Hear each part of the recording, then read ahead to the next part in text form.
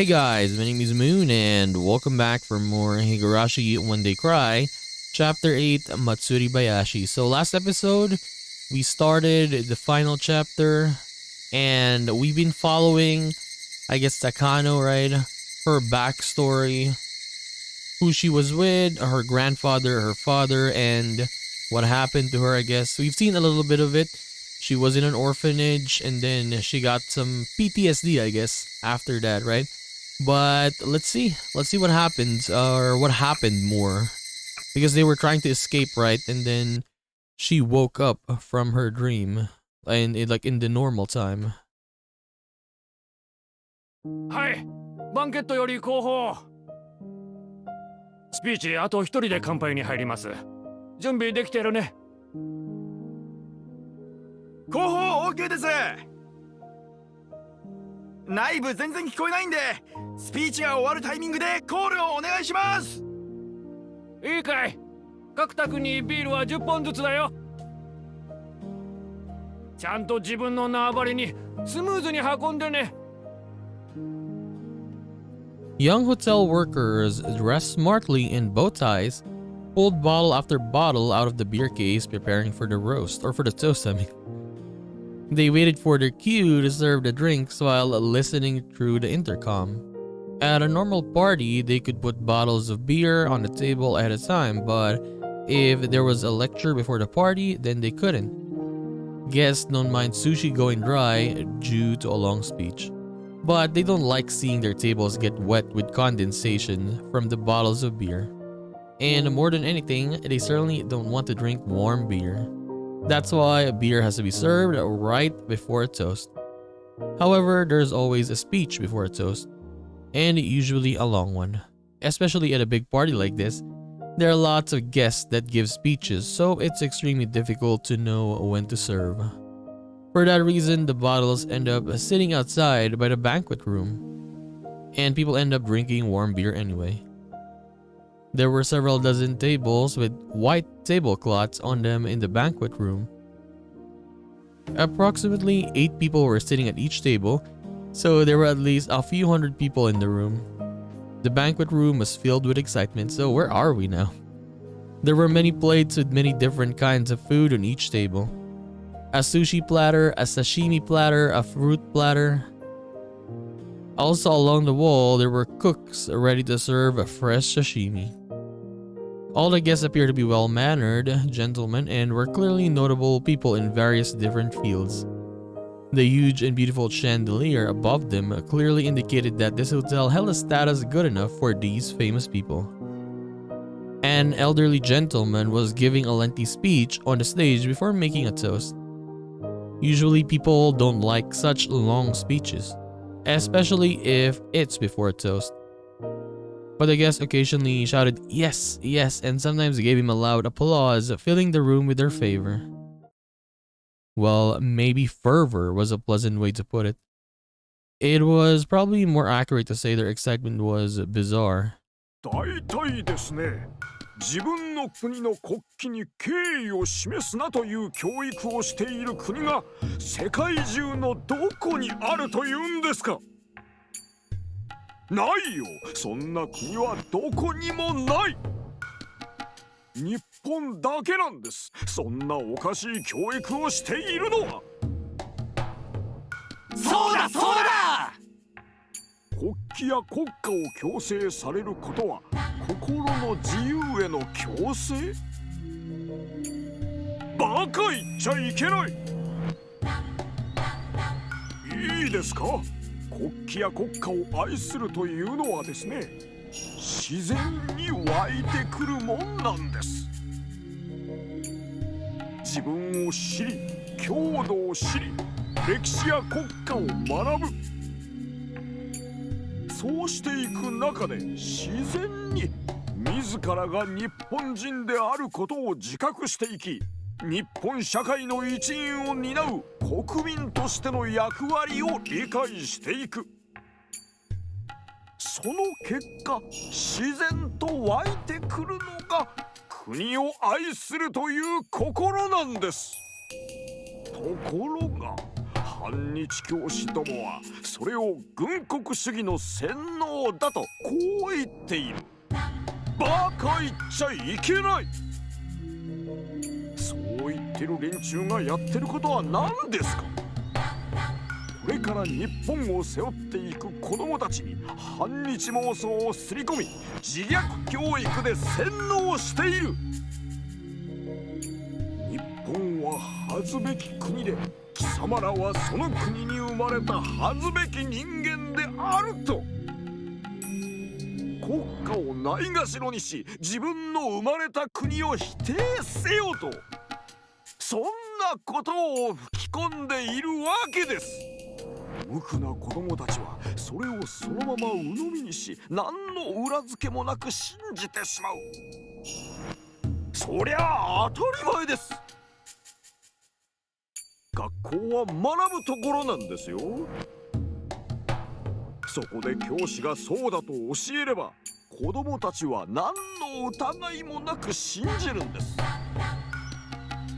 こんな卑劣な話がありますか。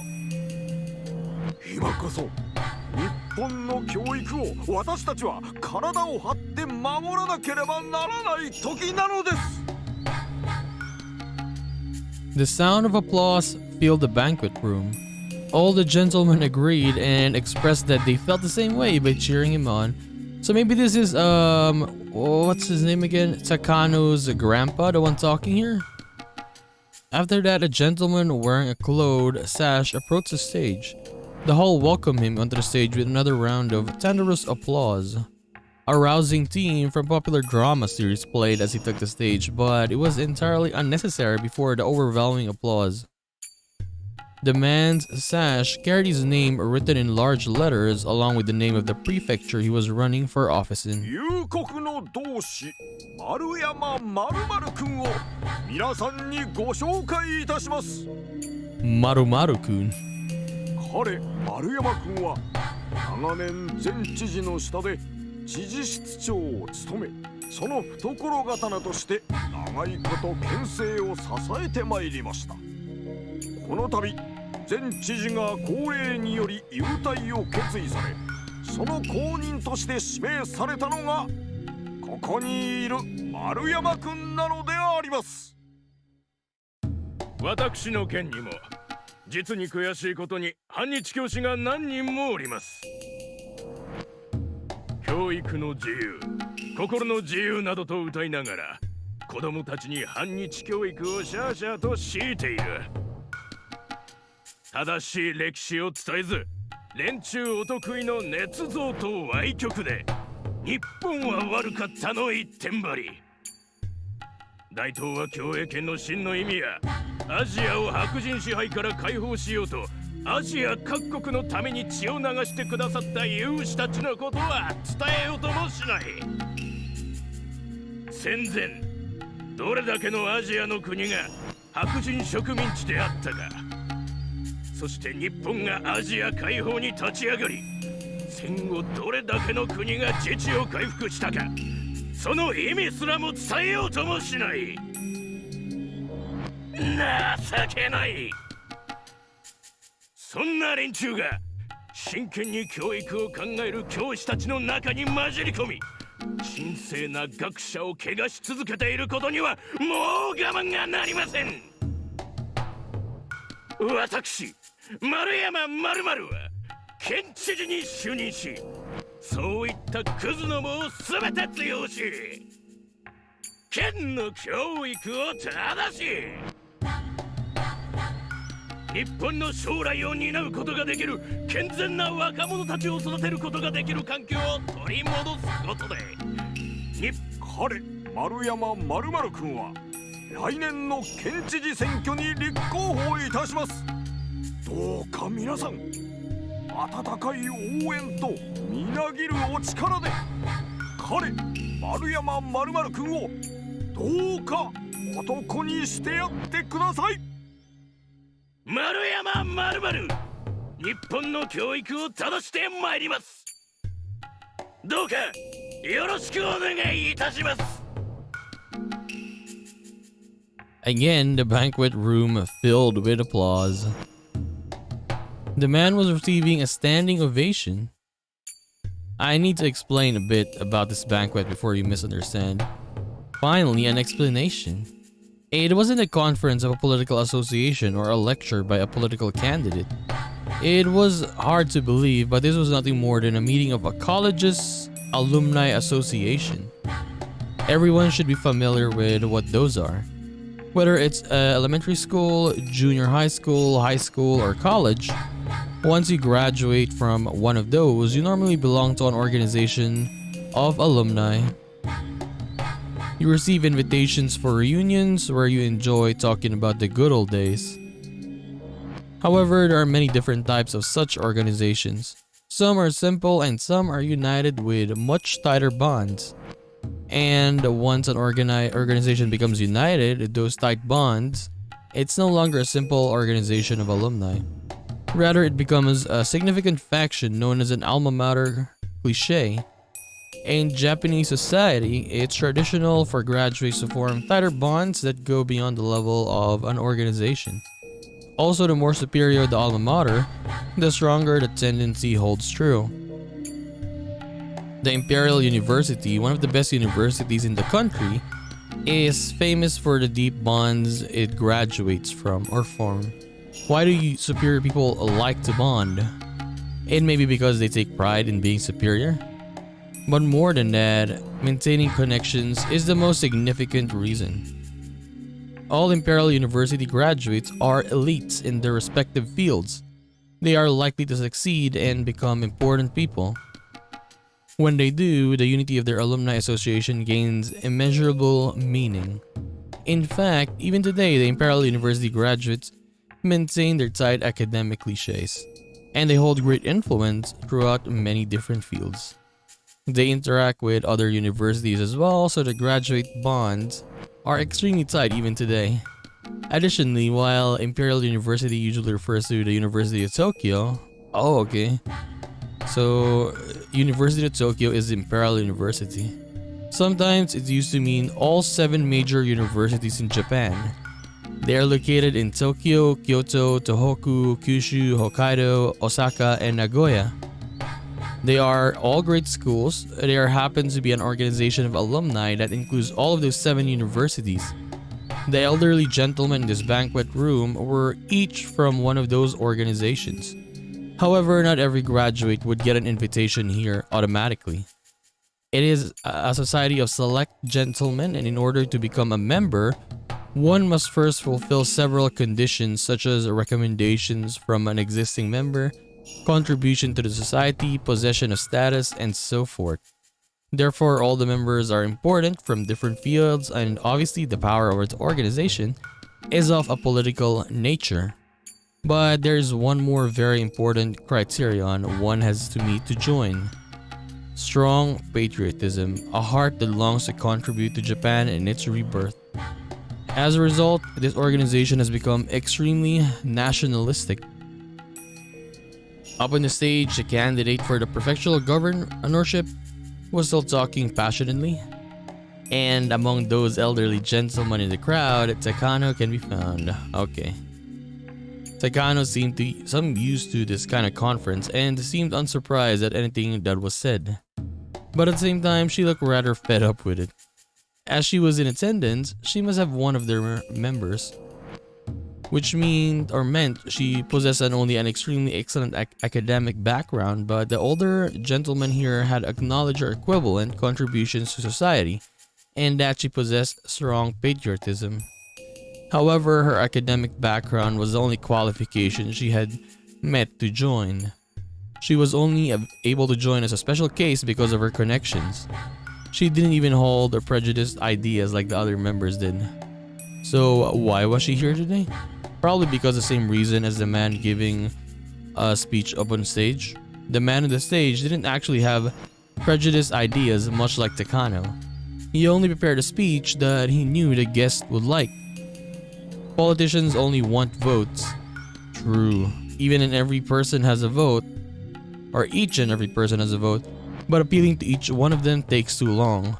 So the most efficient way is to appeal to organizations with a unified idea and a unified will.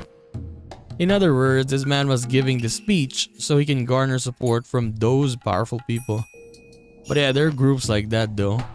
One whole organization, right? If the leader said, "Oh, you're gonna have to vote for this guy," and the members are gonna be like, "Okay, I'll vote for this guy just because you said it." The elderly gentleman in the banquet room will then do their best to support him since he appears to share their ideals. They can offer many different kinds of expediency, support, and assistance. To an outrageous degree, I might add. If the day's event continued in the same way, the organization would likely decide to officially support him. They will probably give him a great deal of financial aid. They'll assist him in different ways as well. Of course, the man on stage won't be the only one gaining something. When he wins and the election and becomes governor next year, the organization will welcome the governor as a new member and gain even more political influence. And eventually, the organization will become so powerful that nobody can ignore it. Those of you reading this right now probably get a sense that they're no mere alumni association. You'd be absolutely right. After reaching this level, they were a fine syndicate. No, they would be a secret society if the group wasn't so open about its activities. Now, I'm sure some of the readers are brushing this off, thinking there's no way such a suspicious organization could exist in Japan. But everything I've explained is entirely true. There are several such influential groups and organizations within our society, and you need to understand that they hold powerful political clout and influence our national policies. Some alma mater cliches like the one I've described above. Others are scientific societies serving different parties, industrial groups, advisory committees, religious organizations, community service groups, and so forth. Also, there are right wings and left wings, the hawk and the dove. The hawk and the dove. I won't go listing their specific names here. Yet, you probably read them every now and then in your average newspaper. In Japan, terms for such forces aren't very common. Most of you readers probably think of suspicious organizations wearing white hoods when you hear the phrase secret society and laugh it off. But unfortunately, that's a huge mistake. In America, where there's far more territory and citizens, there's way more groups than that. And they possess such vast influence that ignoring them is impossible. So the terms they use for such forces doesn't apply to those on the scale of this syndicate. Sometimes people say that such groups have more power than the White House, and they are referred to as the shadow government. Even here in Japan, we had a shadow government before the war, our Zaibatsu. After we lost the war, the GHQ dismantled those blocks, but 40 years have passed since then. There's no guarantee our country has given birth to another shadow government, given how good we are at collusion, groundwork, and backroom deals. Mio Takano was, in fact, attending a conference of such shadow government.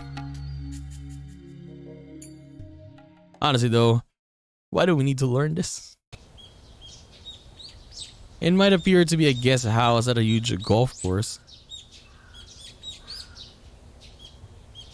There were no golfers in sight, but by appearance, that must be it.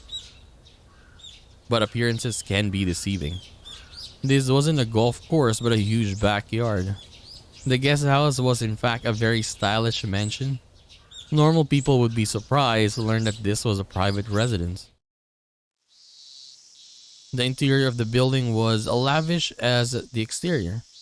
There were beautiful carpets on every floor, expensive looking decorations on the wall, and expensive looking bottles of alcohol on the shelves. That's the kind of room Takano was in. There was a knock at the door, and an old man in a wheelchair and a young woman pushing it entered. As Takano stood up to bow, the old man stopped her by raising his right hand. 畳んでも久しぶりだのいつでも遊びに来なさいと言っとるのに。そのお言葉だけで光栄ですわ、小泉先生。The old man sat down on the sofa with assistance from the woman. He was very old, his face was covered in wrinkles, and he could hardly do anything on his own. Even so, he still held a great deal of power and influence. 相変わらずお盛んですわね。I mean, no, it's Sakano, but yeah, much more like she sounds like a good person this time, right? 首筋、口紅がついておりますわよ。Yeah, the tone of her voice a little bit different is what I'm saying. それ本当かね。Like compared when she's talking like to the common gang, right?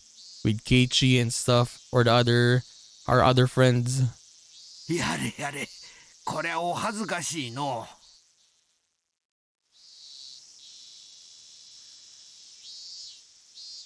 There was no lipstick on his neck. The woman who was helping him with his wheelchair was too beautiful to be a mere helper, so Zakano had suspected something. As it turned out, her guess was correct. Although he was so old that he could die the next day, he wanted to stay sexually active until the very end. What? Even the Grim Reaper would think that's just absurd. みおちゃんもいつの間にかすっかり美人さんに成長したの。いつまでも小さいと思っとったらいつの間にの。ご冗談を。本当にそう思われていたら、私のお尻を撫でようなんてなさいませんわ。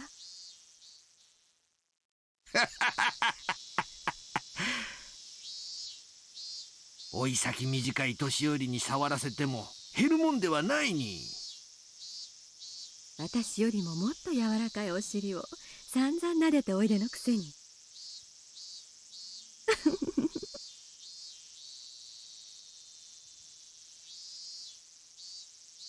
Sakano and the old man enjoyed a tasteless conversation. They had clearly known each other a long time and were very close. The young woman came back in to serve tea. After she left, the old man started to speak. しかし、みおちゃんは本当に立派な子だの。高野くんもこれほど立派に育ってくれて、きっとあの世で鼻高々だろうな。そうであればいいのですが、祖父の偉業には私など足元にも及びません。高野くんもいろいろと運がなかった。時代にも恵まれんかった。もし何もない時代に研究をしておったなら、あんたに引き継がせることもなく見事研究を完成させておっただろうの。ですが、そういう時代だったからこそ、皮肉にも祖父はひなみ沢症候群の存在に気づくことができました。The world today is in the nuclear era. With America and the Soviet Union glaring at each other over mounds of nuclear stockpiles, it takes nukes to have authority as a major power. Yet, we forever abandoned our nukes thanks to our three anti-nuclear principles. In this age, we are now a nation without nukes. How deplorable. In the middle of the 20th century, despite rising tensions between East and West, there was nearly peace known as a Cold War, brought by a balance of nuclear weapons pointed at one another.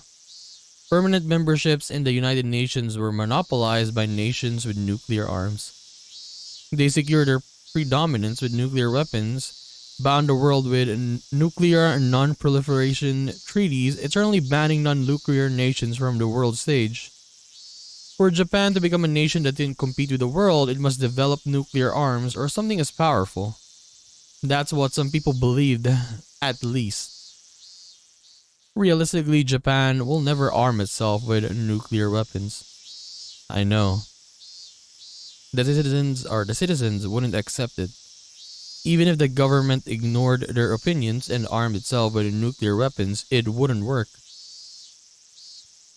By abandoning nuclear weaponry, Japan gained the deterrent power of the United States. Though some people thought the only way for Japan to become an equal to the United States would be to get nuclear arms of their own. But realistically, that was impossible. Even if Japan armed itself with nukes, that wouldn't automatically let Japan join the great powers. Takano and the old man discussed the balance of nuclear power in the world.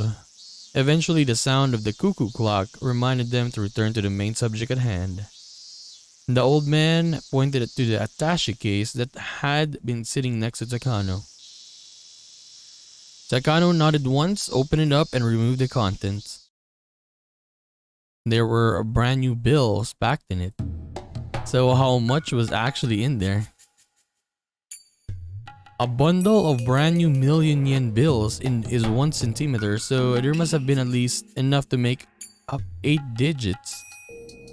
There were also 2 more attaché cases by her side. However, neither Takano nor the old man were surprised at all. Takano closed the attaché case and bowed.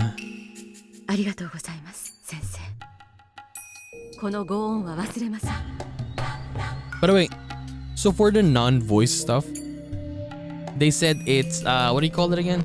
Like cut content or maybe like censored content. That's why sometimes it had voices or yeah. At least I guess in this beginning here, we're gonna have a lot of those probably, right? Hopefully not. I mean, hopefully we'll have more voices. 金は人生の長い若者が持つべきだの。年寄りがあの世まで持っていくもんじゃない。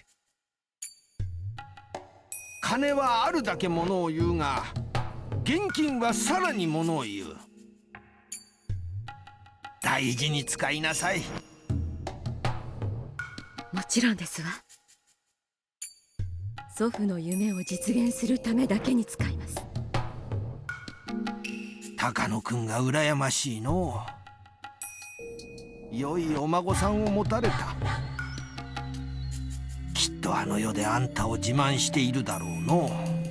So Takano is the one, okay, getting money, okay, まだ okay. 自慢されるようなことは何もしていません。祖父の研究を完成させた時初めて、私は祖父に褒めてもらえる資格が得られるのだと思います。本当に羨ましい。うちのせがれたちは全然ダメだ。金儲けのことしか頭にない。金は儲けてからが大切なんだ。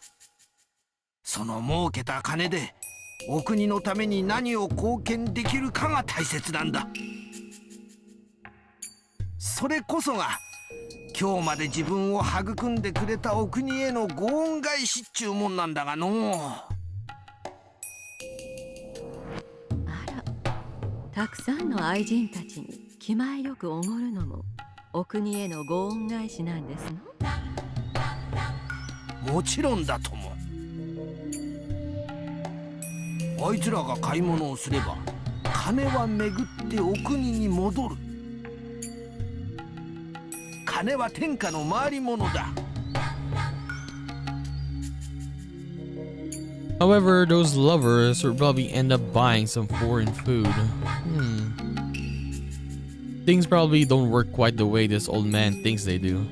Takano chuckled to herself. だが女どもにばらまく金とミオちゃんに託す金は意味が全く違う。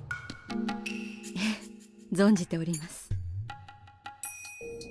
ミオちゃんは今日までよく頑張ってきた。礼を尽くし大勢の人たちの信用と支持を取り付けた。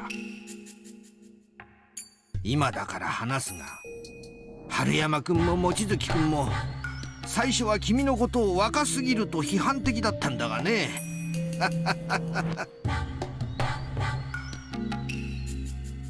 だから私もミオちゃんのその努力を認めてその金を託すんだ。はい。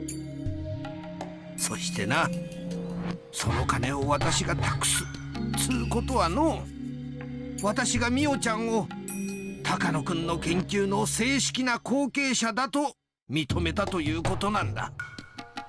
ありがとうございます。 So yeah, the grandpa has a lot of supporters. 私ごとき若輩に委ねてくださったことに深く感謝いたします。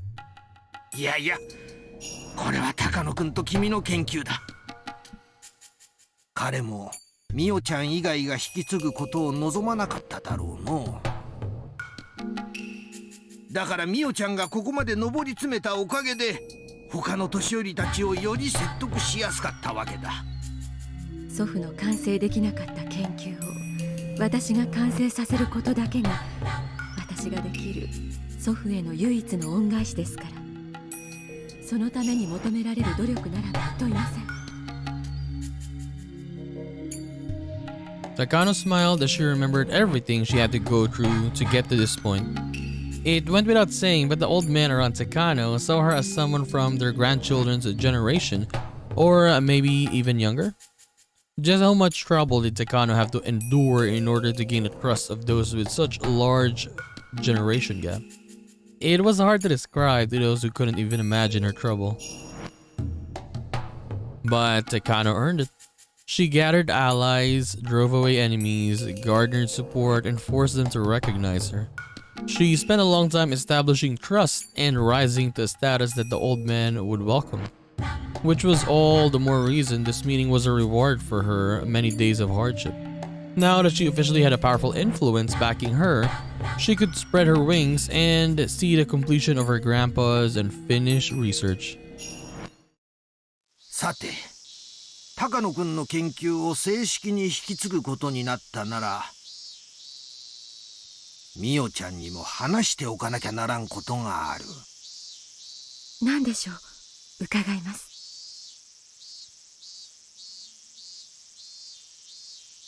The old man paused and pulled an expensive cigarette from the cigarette holder on the table.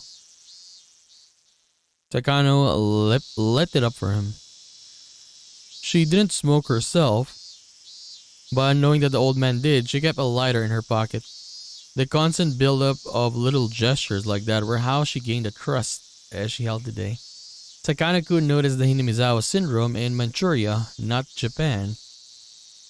Takano-kun noticed the Hinamizawa in Manchuria. What? Yes. According to my grandfather's journal, around 1940, he learned that many soldiers sent from Hinamizawa to Kwantung Army expressed terminal symptoms. Oh, okay. Which led him to surmise that unknown infectious parasites dwelled in Hinamizawa. Under the harsh conditions of war, people sometimes lost their mind. So in those conditions, those who were sent to a far battlefield from Hinamizawa spent their days under duress, and occasionally they exhibited terminal symptoms, hallucinated, and caused suicide incidents. Yet that all occurred in the extensive chaos of the battlefield. Imagine that, right? Going into war. Like, for example, you haven't even, battled yet. But I guess everyone would be like super, like, for example, like anxious, very, very scared, right? But yeah, this one is different though. Because you have the Hinamizawa syndrome as well, right? They were hallucinating. Every incident was handled separately and no one suspected that there was an underlying cause. 当時高野君は軍医少佐として海外に派兵されていて、現地の貿易研究所で各種伝染病の予防対策について研究していた。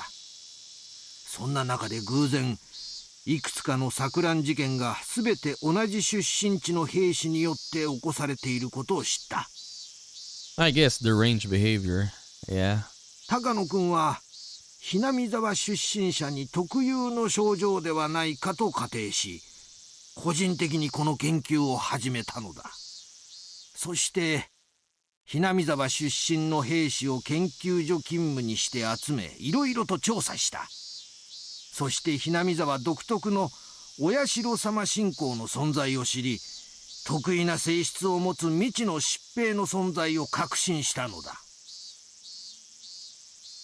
Some may wonder how he could be so certain that the symptoms were caused by unusual parasites. At the beginning of the 20th century, German doctors proved that some unknown diseases were caused by the bacteria and parasites.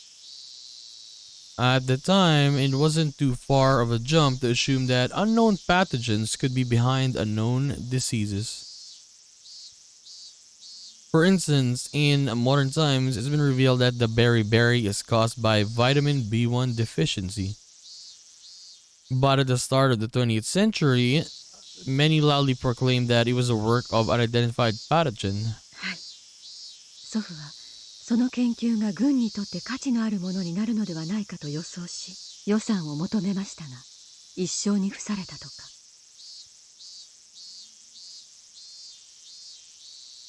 As a researcher, her grandpa was very talented and passionate, but when it came to gaining the aid of political powers, he simply struck out.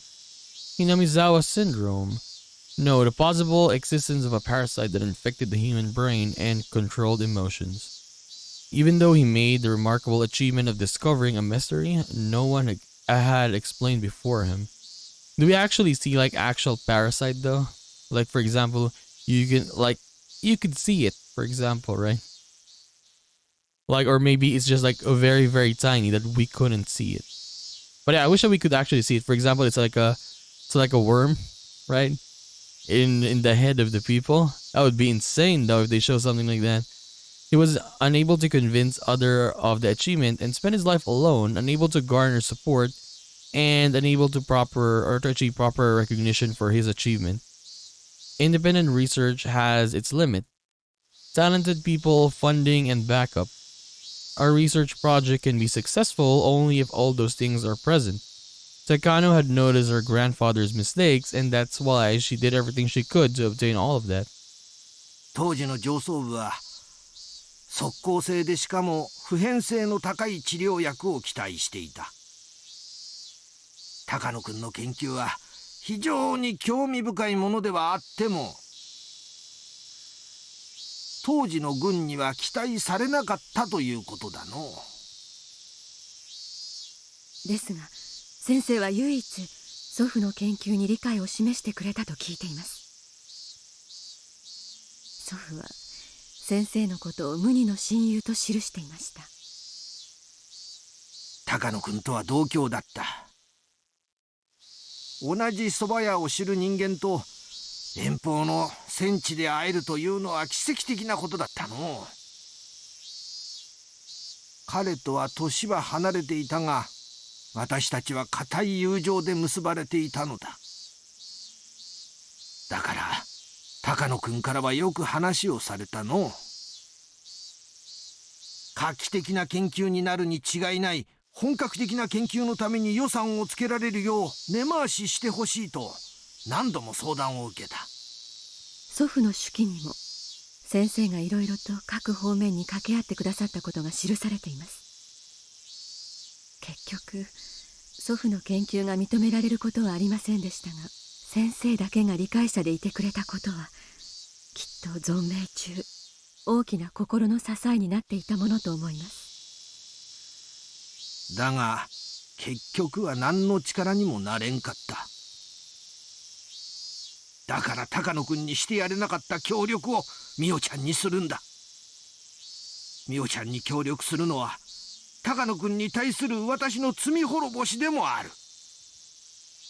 ありがとうございます。祖父は良い親友に恵まれたと思っています。軍上層部に先生のように理解を示してくれる方が少しでもいてくれたなら、祖父の人生はもっと違ったものになっていたかもしれないと思うと、とても悔しく思います。The old man closed his eyes and paused for a moment. Shortly after that, he looked into the distance and spoke. 実はな、真実はそうではない。上層部は高野君の発見に少なからず関心を持っていたのだ。え、それは初耳です。でもそれならなぜ祖父の研究を認めなかったのですか？ある事情により高野君にひなみ沢症候群を研究させたくない都合ができたのだ。Something came up. Okay. その理由は私と一部の高級将校しか知らん。Explain? 私を除き全員が他界した今、高野君の後を継ぐ美代ちゃんには話しておこうと思う。研究させたくない都合とは何ですか？ Takano had believed until this day that her grandfather's research was ridiculed by everyone, which was the reason why it had never gained any recognition. Her grandfather had asked the military for funding so he could uncover the secret of the Hinamizawa syndrome during the war. But just like the old man said earlier, the military wanted an instant acting weapon. That was why they weren't interested in the research. That's what she had believed. But as it turned out, the military had actually shown an interest after all. So before I go on, I need to explain about the Kwantung Army in Manchuria at the time, okay? While the Kwantung Army was stationed in Manchuria, opinions were divided on whether to advance our forces north or south. At the time, Japan had troops in Manchuria, but opinions were divided on advancing north to deter the Soviet Union or advancing south to expand their territory and secure resources. With the Soviet Union and its predecessor, Russia, being a landlocked frozen nation, they had a long yearn for an ice-free port that wouldn't freeze over in the winter. They had made numerous attempts to expand their territory southward. Those expansionist policies were said to be caused of the Russo-Japanese War. In the history books, it is said that Japan won the Russo-Japanese War, but it was actually a draw ending in peace signed at the Treaty of Portsmouth. It's insane though, right? Like if you look at Japan, like Japan is it's a very small country, right? Not super small, but it is a small country, but it's insane how they were expanding back then, right? Both sides had simply set aside their spears after mutually existing their forces. It wasn't like capitulated and offered as a complete surrender. As a result, the perception of the Russian threat continued to smolder. Later, the Russian Empire was overthrown by a revolution, but Japan was unable to shake the threat the new Soviet Union would advance south. According to the history books, Japan went south. They signed the Soviet-Japanese Neutrality Pact and abandoned the northern advance. As a result, when the Great Patriotic War began, the Soviet Union was able to respond to pressure on their German front by pouring in their eastern forces.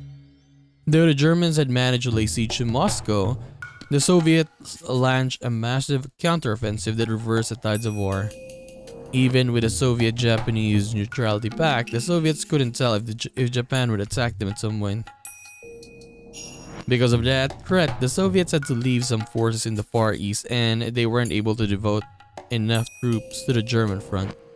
For starters, the Soviet had forged the Germany-Soviet Non-Aggression Pact too.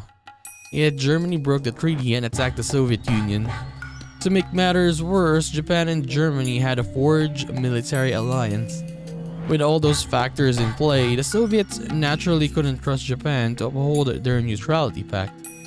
Ironically, the Soviet Union was the one who broke the pact, but I won't go into that now. Exactly, Hitler signed the Tripartite Pact because he expected Japan to keep the Soviets' other front in check. But ultimately, Japan abandoned the North. With a superior German offensive, many supported the idea of waiting and watching it play out. They believed that even if we did advance north, it would be after Germany conquered Moscow. However, the plan was exposed to Sorge and the Soviets transferred their heavy tanks from their Far East to the German front. That secured Germany's defeat at Moscow, and the Germans began seeing a string of defeats, starting from the Battle of Kursk. It was a turning point in history, huh? During the Cold War, the Soviet Union was recognized as a global power, but at least in 1940, the Kwantung Army didn't think it was a particular threat. Japan had earned a victory with the Russo-Japanese War, and they took the new Soviet Union government lightly, assuming it wouldn't be stable after overthrowing the Russian Empire. The underestimation was corrected after the Namonhan incident in 1941. After several fierce short-term battles with the Soviet Union's advance, mechanized corps had led to great losses. the Kwantung Army realized they shouldn't fight the Soviets and that inclined Japan toward a Soviet-Japanese neutrality pact. But at the very least, up until the Nomonhan incident, the Kwantung Army was strongly conscious of the Soviets and divided on advancing north or south. Thanks to that, there were also voices advising caution, suggesting we avoid an all-out war with China in order to shore up our forces against the Soviets. But the Sino-Japanese War broke out after the Marco Polo Bridge incident, right? July 1937. Honestly, why do we need to know this? Like, just get to the point, right? The Japanese and Chinese armies were staring at each other across the Lugu Bridge in Beijing. It was the middle of the night on July 7th. The Chinese army fired on the Japanese army in training and they engaged in combat. This triggered the long Sino-Japanese War. Yes. According to historical records, that incident triggered the Sino-Japanese War, but with opinions divided over advancing north or south, the army was equally divided over a full-scale confrontation with China. No, in fact, we even received orders from General Staff Headquarters to resolve the matter quietly before the incident grew much bigger. So those supporting the northern advance to settle the Battle of Lugu Bridge quietly, insisting that the conflict with China was pointless in the light of their anti-Soviet strategy. However, those on the mainland supporting the southern advance used this incident as cause to dispatch more troops to China. They enacted hard policies against China, and thus the Marco Polo Bridge incident became the trigger for Japan and China to end their all-out war. After that, in their bitter struggles in the Nomonhan incident, Japan greatly revised their Soviet strategy. They signed the Soviet-Japanese Neutrality Pact and secured a route for their southern advance. The Sino-Japanese War got worse and worse. If the Marco Polo incident hadn't happened, it's possible that the history would have gone very differently. Maybe we would have ended up in war with them anyway. However, if the South faction didn't get the chance, the military authorities would have kept restraining the Soviet Union and the Soviets would have had to divide their forces between the East and West. And maybe Germany could have invaded Moscow. Then Japan could have gone to Siberia. The map could have been very differently today. Germany wouldn't necessarily have won the war if it had succeeded in taking Moscow. England was keeping its strength on the other side of the Dover Strait after all, and the United States was poised to enter the conflict.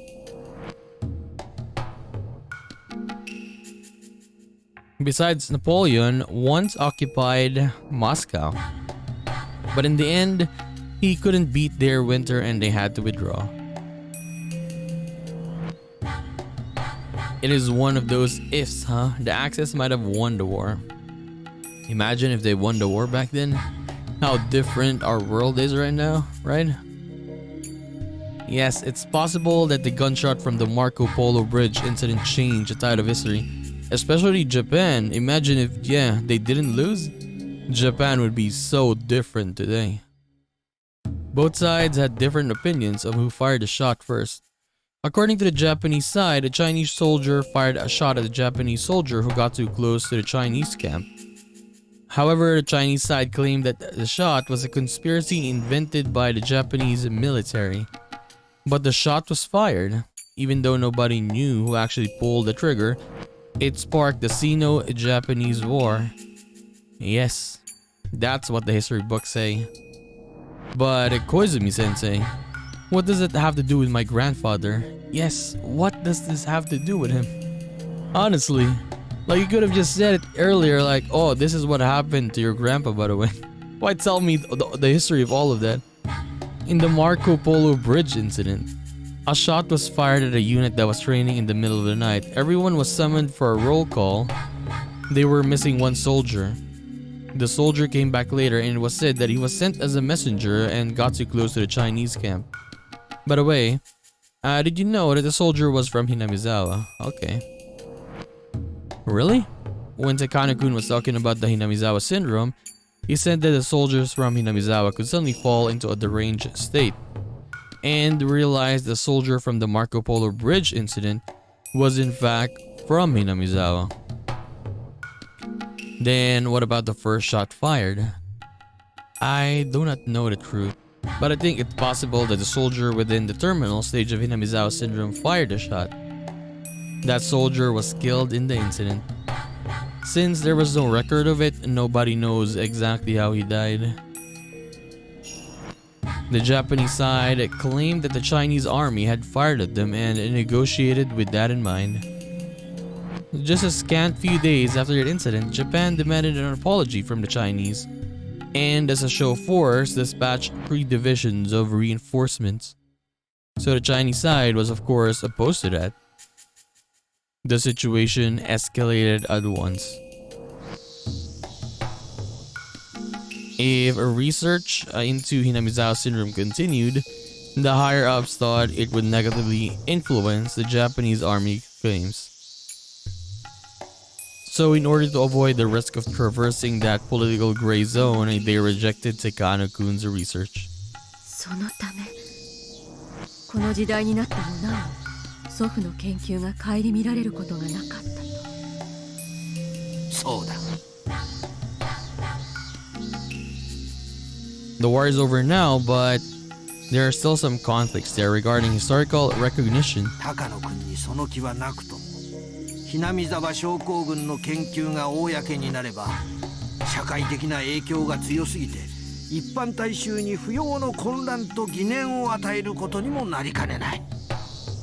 そう危惧した重鎮たちが、今日に至るまで高野君の研究を黙殺するよう根回しをしておったのは、私も高野君に協力しないよう長く釘を刺されておった。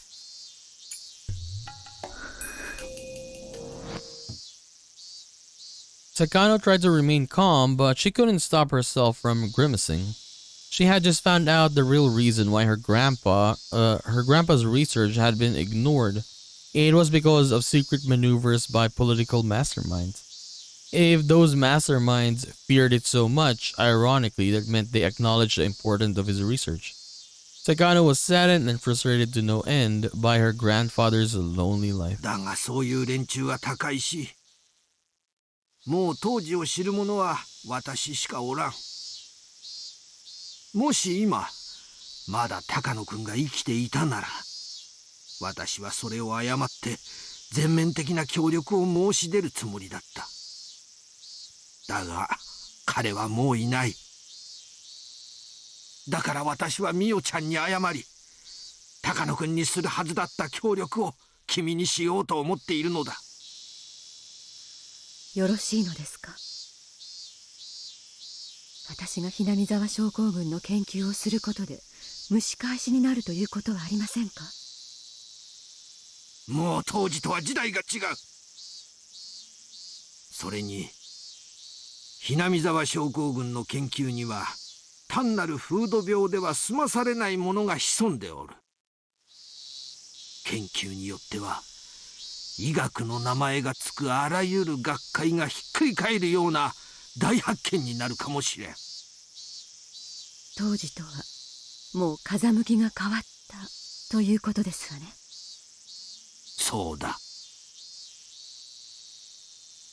不幸にも高野君は風向きが変わるまで存命することができなかった。だが幸いミオちゃんという後継者に研究を託せた。だから私はこの命ある限りミオちゃんの研究を最大限応援する。私は高野君に協力を約束したのに、さまざまなしがらみから力になれず彼を失望させた。その償いを命ある限りしていこうと思っている。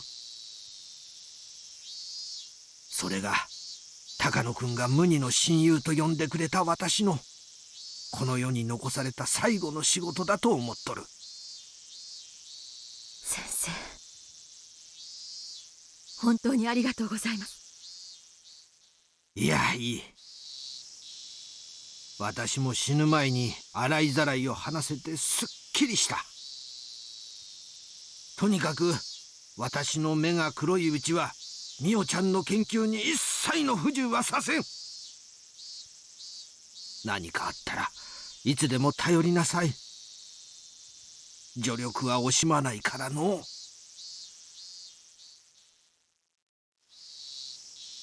Takano couldn't even imagine what kind of bond this old man and her grandfather had between them.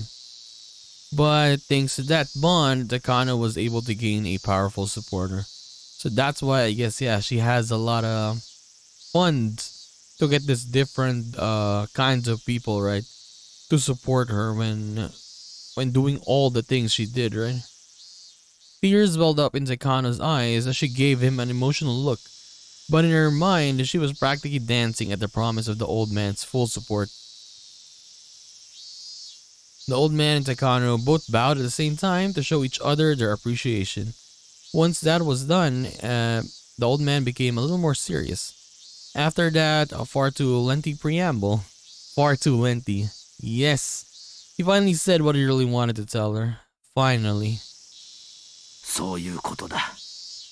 私が言いたいのはつまり、ひなみ沢症候群には歴史すらも作りかねない魔力が宿っているということだ。それは日本社会すらもねじ曲げかねない。そこのところをよく肝に銘じて慎重に研究をしなさい。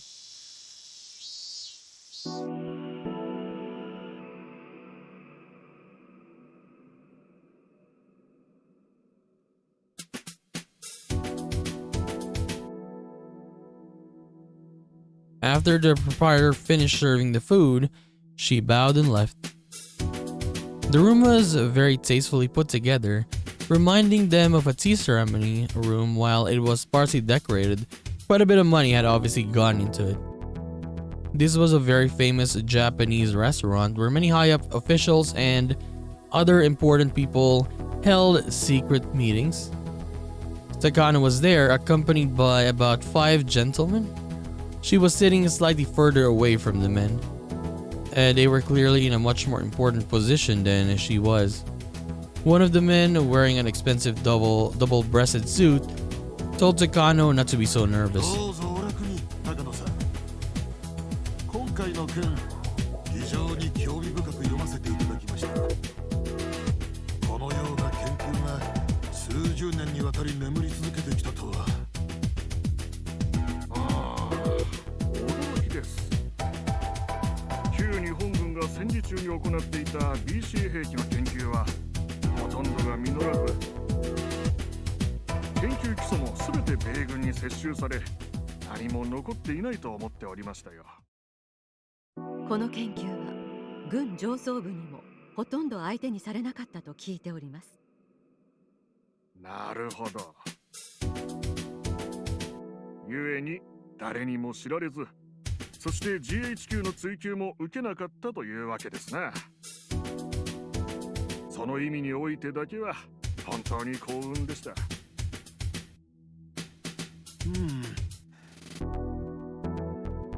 高野先生の研究を高野さんが引き継ぐとは面白い。これも因縁ですかな。まるであなたの体を借りて個人が研究を完成させようとしているかのようです。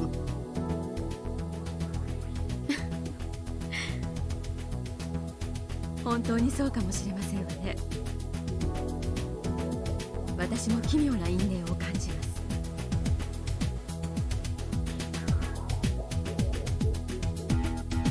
Takano adored Takano Hifumi and called him grandfather, but she hadn't revealed the relationship to others. She realized it wouldn't be beneficial for people to think that she was involving personal feelings in her continuing Dr. Takano's research. So publicly, she once had an exchange with Takano Hifumi and, after his death, discovered his research documents with his remains and chose to carry it on. At least that's how the story went. それで先生方、いかがでしょうか。うん、いくつかの省庁がね、非常に強い関心を持ったよ。中川君が言うには、防衛庁の技術研究本部が強い関心を示してくれてね。According to Nakagawa-kun, the Defense Agency's Technical Research and Development Institute showed great interest. 研究のスポンサーを名乗り出てくれた。おお、それは朗報じゃないですか。おめでとう、高野さん。ありがとうございます。なんでも向こうが言うにはね。There's a research council for the next generation of deterrence, being led by experts from several different ministries. この中でアルファベットプロジェクトというのがあるらしい。Alphabet Project. 高野さんはご存知ですかな。 There was no way she would know about something like that.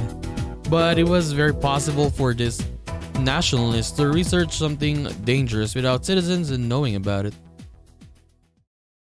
Society forms something like a web made of connections between people. People hold hands with other people who share the same ideas and end up knitting a net. Of course, some nets are well known, but there are some secrets one too. So there are no way of guessing just how the men at this meeting were connected. A society involving research into deterrent weapons for the next generation. The Alphabet Project. With those words, it was possible to imagine what that might entail. Deterrent weapons. They usually refer to nuclear technology. Weapons are normally used to destroy enemies. However, the general idea of deterrent weapons is very different. The assumption is that they won't actually be used against anyone. Nuclear weapons are largely used as a threat to prevent enemy invasion. Both the US and the Soviets possess a large stockpile of nuclear arms, keeping each other in check. So yeah, they got 100 nukes. The other bigger country, needs to have 100 nukes as well. But they will never actually use them. Because if they did, there'd be a nuclear war and both countries would be destroyed. That is true.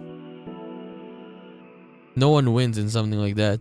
So they're like a legendary weapon you never draw. Of course, that last resort only works because both sides have nuclear weapons. If one side lacks them, then they lose all military negotiation power. I mean, true, right? Yeah. Like, you could always say that like the bigger countries could just say, oh, if you don't stop, we would nuke you, right? And that's it. That can't be true. Japan abandoned nukes and it still functions as a nation today. Or so some people may be thinking, but they're wrong. Japan abandoned nukes but lies under the nuclear umbrella by allying itself with America. That means the nation functioned thanks to America's nukes. However, that also means we must resign ourselves to forever being a vassal of America. In order for Japan to escape that and become a powerful nation equal to America, it must possess its own deterrence arms and step out of the nuclear umbrella. That society must have been put together by experts who believe in that ideal. Given that, even the name Alphabet Project makes sense. Nuclear weapons of mass destruction. However, weapons of mass destruction aren't always nuclear. They also include biological weapons and chemical weapons. Honestly, I think this is much more dangerous, right? Not dangerous, but like, I mean, the nuke is much more dangerous because yeah, it pretty much wipes out anything, right? Almost. But for biological and chemical weapons, yeah, those people will suffer because of these kind of weapons. Atomic, biological, chemical, the initials of these three words make up ABC. That's why weapons of mass destruction are sometimes called ABC weapons. I won't go into weapons of mass destruction that don't belong to those three categories. ABC alphabet. In other words, Alphabet Project must be a code for research into weapons of mass destruction. As it happened, this guess of Takano's was correct. 本来は日本が核武装をするのが正しいのです。 So what, they wanna, what do you call it again? Weaponize the Hinamizawa syndrome? 戦後、平和国家として確立し、多大な国際貢献を果たした我が国は常任理事国入りを果たし、核武装してこそ初めて一人前の国家として認められる。それこそが戦後日本100年の悲願なのです。さようです。だが現実には核不拡散条約により核は大国だけが独占。また国内世論は核アレルギーに染まり、内外からの締め付けで実現を不可能にしております。生物化学兵器は別名貧者の核兵器とも呼ばれる。核を持てない小国はすでに熱心に研究を進めているという話です。高野さん、誤解しないでくださいよ。この度の研究は細菌兵器の保有が目的ではありません。同種の兵器が他国によって国内に持ち込まれる危険性について事前に十分な対処を行うための研究です。自衛のための研究であることを誤解しないようにお願いいたしますよ。はい、存じております。 Takano hated this Japanese tendency to make excuses, but she didn't let it show on her face. No matter what they said, they already saw the value in using this research toward biological weaponry. However, in truth, that was just an excuse as well. And if they actually wanted to research biological weapons, then it would be much more faster to research diseases like smallpox and anthrax instead of an identified disease like Hinamizawa syndrome. So it wasn't actually correct to say that the defense agency was interested in it as a biological weapon. In other words, Takano needed a powerful sponsor who could back her up with funding, personnel, and the facility to conduct her research.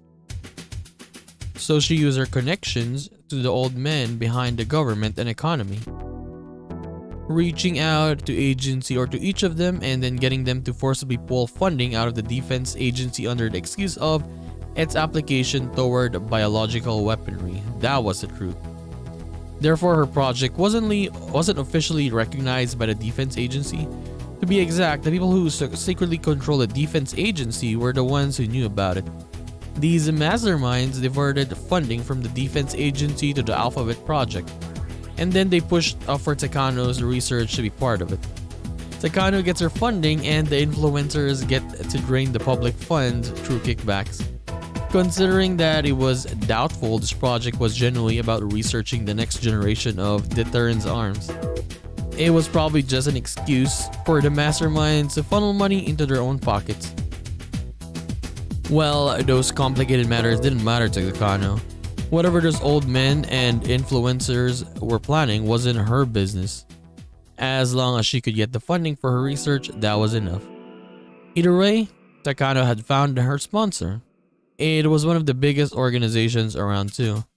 This had always been her grandfather's dream. Takano was trying to stay calm, but she was about to jump up and down in excitement. 中川君としては今回の件十分に研究が進んだら丸ごと買い取って構わないと言ってくれてる。まだまだ未完の研究だが、その将来性については十分に理解できてるようだ。おっしゃる通りです。この研究はまだ道半ばで、十分な資金と施設、人材が欠かせません。それでだね。ここからが交渉になるんだが、向こうとしてはこの研究丸ごと抱えてしまいたいのが希望らしいんだ。こう言っちゃ悪いんだが、君一人に任せるには荷が重いと考えた。Hearing that put quite the damper on Takano's ecstasy. 私はお金が欲しくて研究しているのではありません。一人の研究者としての知的探求心からです。私に必要なのはスポンサー。先方が求めるのは成果。そういう関係に期待したかったのですが。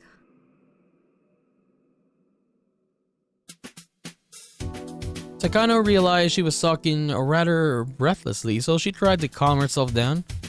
Either way, they'd be backing their research. Considering they're hoping for results that merit the budget, they probably feel that Takano is still too young to handle it. 分かってます分かってます。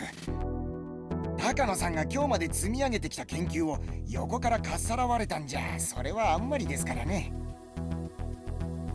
そこは私もよく分かってます。もちろん向こうにもそれは伝えました。それで出てきた折衷案がこれです。まずアルファベットプロジェクト内の新規事業として高野さんの研究を立ち上げます。理事会の承認を経れば正式に予算をつけることができますからね。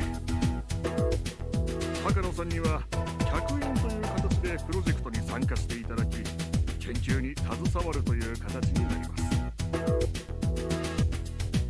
If she wanted their funding, she'd have to fall under their authority, of course. So far, she had no objections. ただ、研究会は今回の研究に予算をつけるにあたり、いくつかの条件を挙げています。一つは、先ほど先生が申し上げた、この度の研究に関する分野で優秀な才能を持つ人物に研究筆頭を委ねることです。お言葉を返すようですが、私以上にこの研究に詳しい人物が高野先生を除いて存在するとお思いですか？まあ、そこは高野さんを抑えて。お気持ちはごもっともです。それではその人物に私が研究を売り渡すのと何も変わらないではありませんか。全く話が違います。落ち着きなさい、高野さん。Those cunning old men didn't miss sight of the faint leak of anger that crossed Takano's expression. They gave evasive laughs as if remarking how immature she still was if she let her emotions show over such a little thing. However, they weren't laughing to look down on Takano. On the contrary, they were trying to tell her to wait until the end. もちろん、そこはあなたのやりやすいように手を打ちます。小泉先生からあなたをよろしく頼むと念を押されているんです。大恩ある小泉先生に託されたあなたを私がないがしろにするとお思いですか？大丈夫です。ここは一つ私に任せてください。あなたもそして連中も納得するうまい妥協点を用意します。と申しますと？その人物の人選は私が握っているということですよ。その人物の人選は私が握っているということですよ。Everyone chortled except Takano. After a moment, she joined in. In other words, he meant that he would find just the right person. The defense agency had suggested finding an expert to lead the project because they didn't feel comfortable with just Takano. However, Takano's sponsor was the one tasked to find such a person. In that moment, Takano realized it. How wonderful it is to have such a powerful backer. 私に任せてください。あなたがやりやすい候補者をこちらで探します。高野さんはその中から組みやすいと思う相手を選べばいいということです。Takano felt better after hearing that. While she wouldn't be the official head of the project, she would end up leading it from the shadows. Of course, she wasn't an expert per se. Having a partner would actually be beneficial. この件、しばらく先方と私の方で調整します。もちろん高野さんの満足のいく形で決着できるようにしますので、しばらく朗報を待ってください。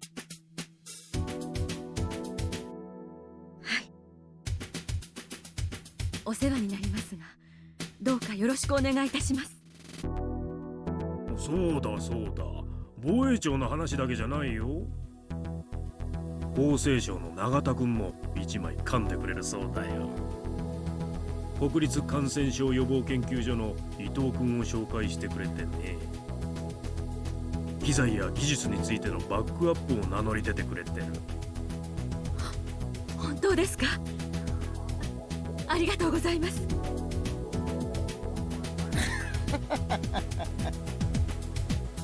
もうこれは立派な国家プロジェクトですな。おめでとう高野さん。これも今日までのあなたと、そして高野先生の地道な研究が評価された結果です。いえ、すべて高野先生の努力の成果です。私などまだ何も。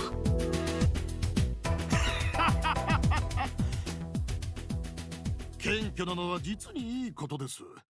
小泉先生もおっしゃっておられましたが、本当に高野さんはいい方ですな。可愛がられているというのもうなずけます。それでですね、向こうとしては高野さんの身分を防衛庁で預かってしまいたいようです。幸い高野さんは医師免許をお持ちですからね。研究本部の医官として身分を保証するようです。それは公務員になれということですか？これは意外な話ですね。アルファベットプロジェクトに携わる研究機関のほとんどは公的機関です。今回の研究は陸自も強い関心を寄せており、職員を陸自から派遣したいと強く要望してきています。ですので場合によっては身分は陸自の扱いになるかもしれません。まあこの辺は役人の縄張り争いだと思ってください。その役人たちの上に立つには役人の身分が必要になってくると、そういうわけですな。もちろんどういう形になろうとも高野さんが不快に思うようなことにはしませんから、安心してください。わかりました。そのあたりはお任せいたします。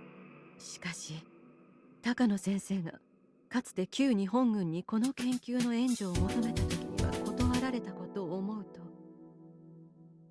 自衛隊が興味を示されたのが意外というか遅いというか複雑な気持ちですね。それは仕方ありますまいな。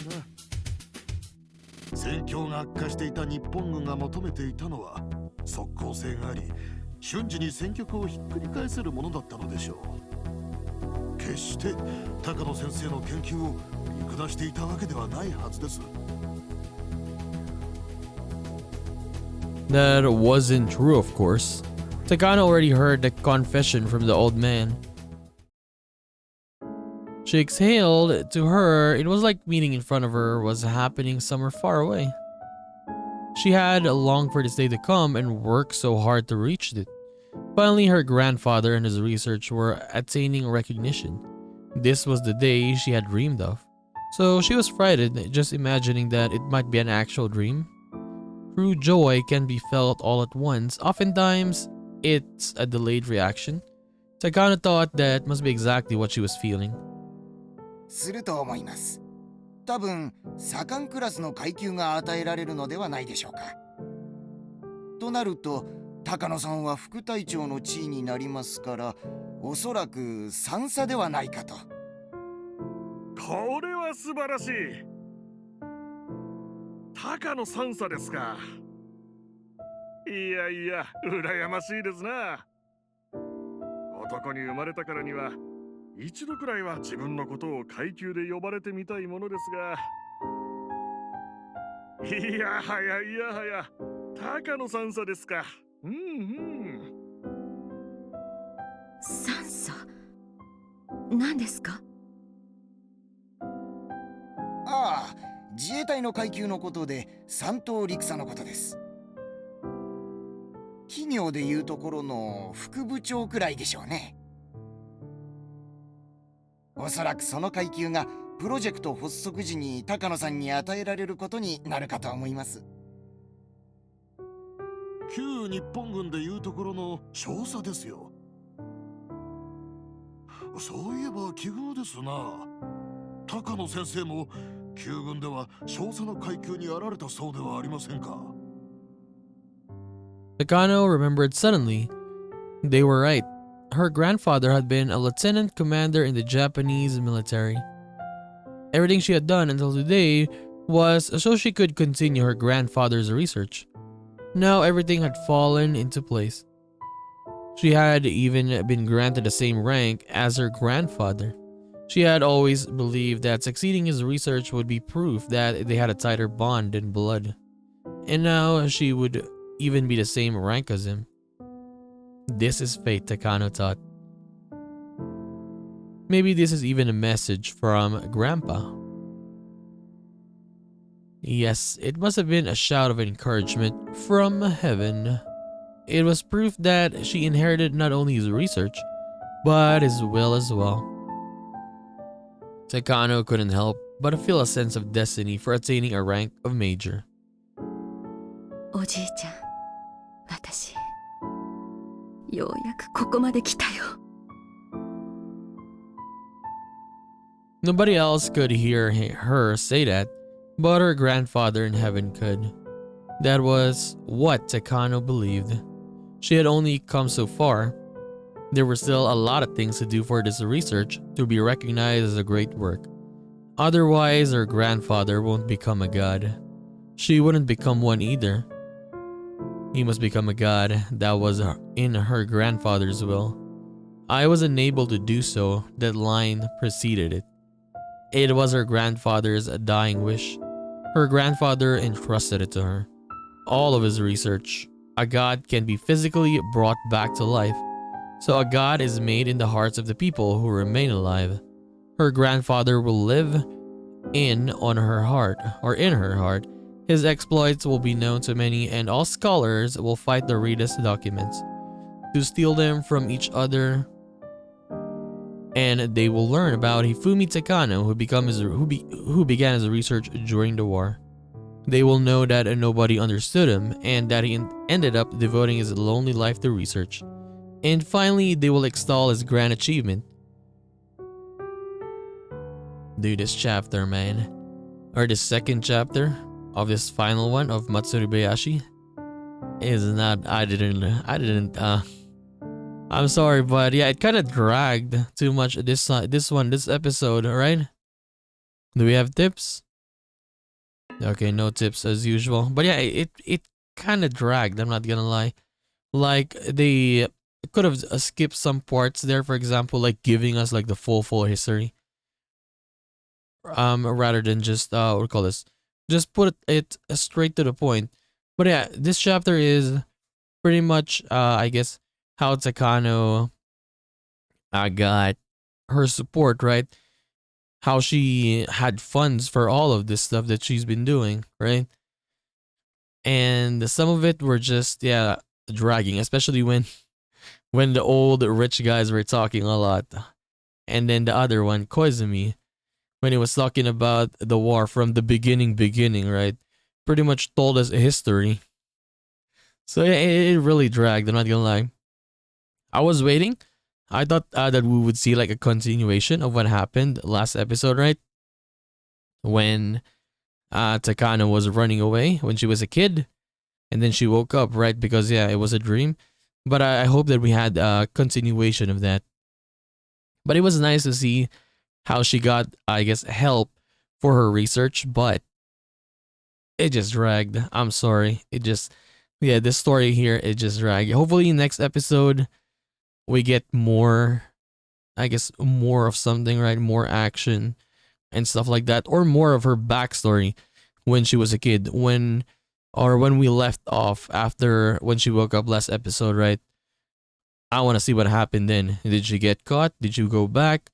What happened to her friends? I wanted to see that one, but yeah, we'll see. So we're gonna continue this and do more of Higurashi When They Cry, Matsuribayashi in the next one. So I'll just see you then, guys. Bye bye.